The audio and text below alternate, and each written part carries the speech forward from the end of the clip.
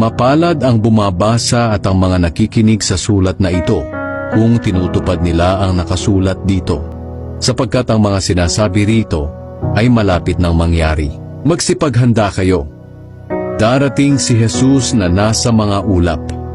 Makikita siya ng lahat ng tao, pati na ng mga pumatay sa kanya, at iiyak ang mga tao sa lahat ng bansa sa mundo, dahil sa takot nilang sila ay parurusahan na niya.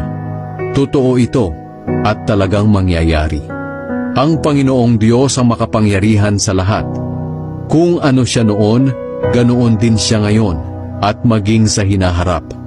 Kaya sinabi niya, "Ako ang Alpha at ang Omega." Nang marinig ko ito, lumingon agad ako upang tingnan kung sino ang nagsasalita sa akin. At nakita ko ang 7 ilawang ginto. Sa gitna ng mga ilawan ay may nakatayong parang anak ng tao. Mahaba ang damit niya na umaabot sa kanyang paa, at may gintong pamigkis sa kanyang dibdib. Ang buhok niya ay napakaputi, tulad ng telang puting-puti, at ang mga mata niya ay nagbabagang parang apoy.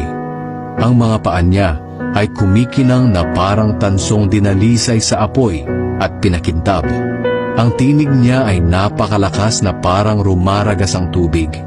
May hawak siyang 7 bituin sa kanang kamay niya, at lumalabas sa bibig niya ang isang matalas na espada na 2 ang talim. Ang mukha niya ay nakakasilaw, tulad ng araw sa katanghaliang tapat. Ako'y buhay magpakailanman. Namatay ako, pero masdan mo, buhay ako, at hindi na muling mamamatay. Nasa ilalim ng aking kapangyarihan ng kamatayan at ang lugar ng mga patay.